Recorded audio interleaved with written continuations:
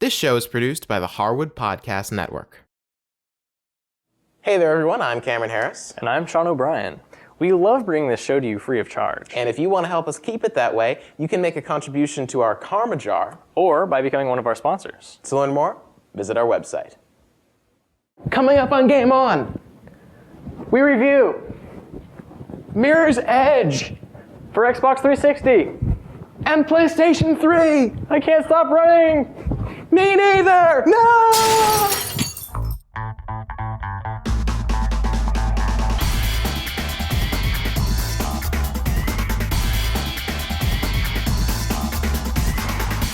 Hi everyone and welcome to Game On. Today we'll be reviewing Mirror's Edge for Xbox 360 and PlayStation 3. And it's appropriately rated T for teen. Yeah.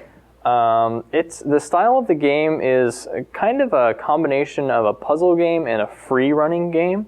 The puzzle because you kind of have to figure out how to get from point A to point B, and free running because most of the time you're sprinting along rooftops or through subways, down streets, jumping across things. It's kind of like parkour, if you've ever seen those YouTube videos. Yes. Yeah, it's exactly like that. Parkour, but your end goal is just speed. Exactly.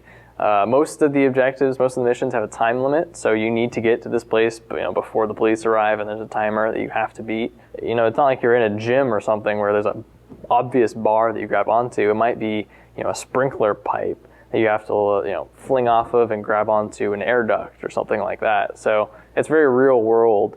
You're interacting with the environment. Should we take a look? Let's do it. So here we are in the first chapter of the game. It's tutorial mode.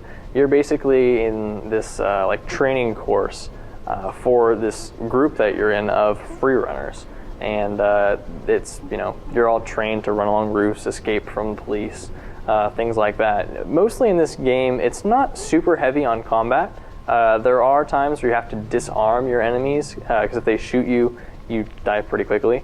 The training mode is kind of boring, but since the controls are a little different, however, they feel really natural once you get the hang of them. So the tutorial is kind of a necessary evil. Yeah. But as you make your way through, it kind of explains what to do here. So one of the nice things about this game is if you don't know where to go, if you're kind of lost and like, oh geez, I'm looking at these buildings, I don't know where to go, you just hold B and it points you to your objective, which is cool. It's kind of nice. Let's jump over here.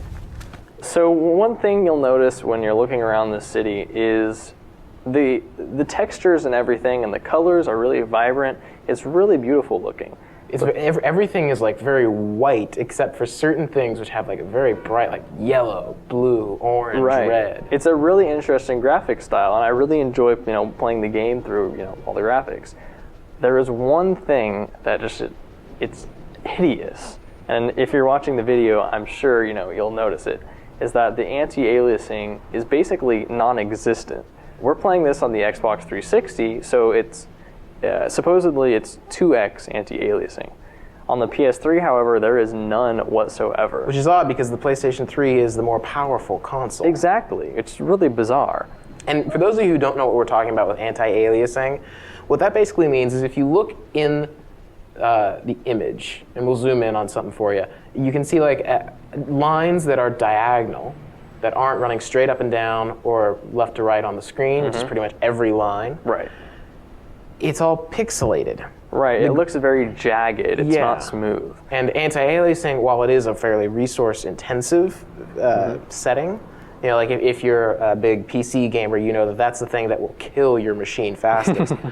But even just a little anti-aliasing will go a long way, and it's unusual because the graphics themselves are so gorgeous and HD, and yet the anti-aliasing, without that, things look a little bit jagged and just kind of choppy. If you'll notice chunky. along the edge of this building here, you'll see all the white dots, which are caused by where the two surfaces don't exactly meet because of the jaggedness. Unfortunately, that is one thing that really detracts from the looks of this game. Even so, it's still quite gorgeous. It is, and when you're running through, you have added things like motion blur. Which does kind of get rid of a lot of those lines. Right. You have to do exactly what she says in the tutorial. And so it looks like the things that are kind of glowing red are things that you can use. Nice. Barely caught myself there. So like that vent just turns red. That's something that you can either jump over or duck under or kinda Right. like run on. There we go. Bust through the door. In the Xbox 360 version, you just kind of walk over the pipe using the left stick.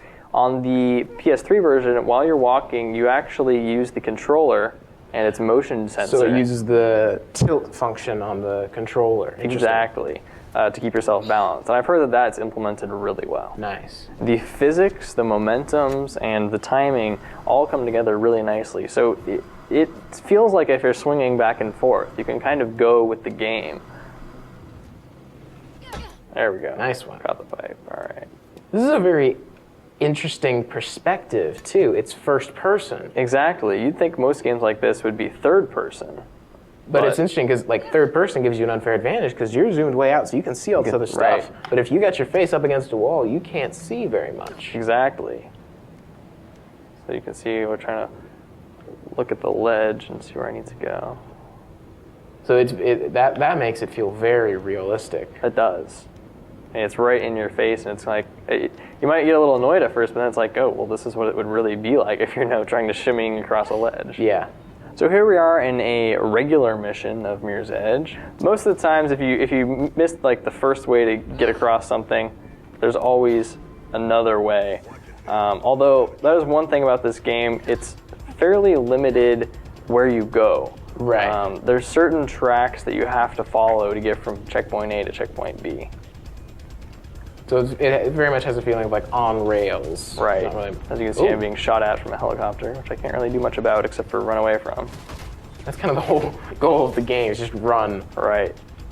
Run as fast as you can. Oh, there's barbed wire there, so we can't go up that. Where am I supposed to go here? This is one of those instances where it's like, Oh, here we go.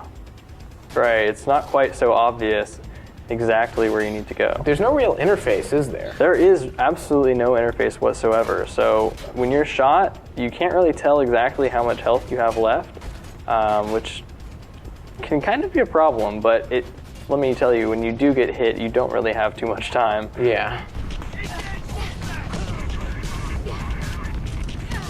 So you can tell I just disarmed him. And I do have a gun now, which I can use, but I don't have very much ammo. And it's really not meant, this game is really not meant to be a first-person shooter. Right. So I'm completely out of ammo, so I'm just going to go ahead and chuck that. So this here is time trial mode. It is the other game mode offered besides the storyline. And basically you have to run through, get to the checkpoints, and complete the level. Oop. That is apparently an electric fence. So yeah, in that case, you have to go figure out some way to get there and do it in the time allotted. A warning sign would have been nice. Yeah, I think there was a warning on the fence, but Warning labels are for wimps. not for people trying to run through maps. So, overall, this game offers a lot of fun. It's a pretty unique style. It is. The whole free running experience, and, a lot of hand-to-hand combat, but not a lot of gun, It's not a first-person shooter. If you're looking for a first-person shooter, this isn't a game for you. But if you're looking for doing some pretty cool stuff, somersaults, jumping on ledges, backflips, really, really, really long jumps. And speed. Yeah, and some kind of cool graphics, although the anti-aliasing is kind of a bummer. Yeah. Maybe if they came out with Mirror's Edge 2 or something they'd take into consideration. That would be nice. Definitely. Very nice. But big thumbs up from us. Definitely, and if you have PS3 or Xbox 360, we'll have a link so you know where to go pick it up. Yes, indeed. And that link will be on our website at www.harwoodpodcast.com. And if you have any questions or comments for us about the show, you can send me an email at cameron@harwoodpodcast.com. But until next time, guys. Game on.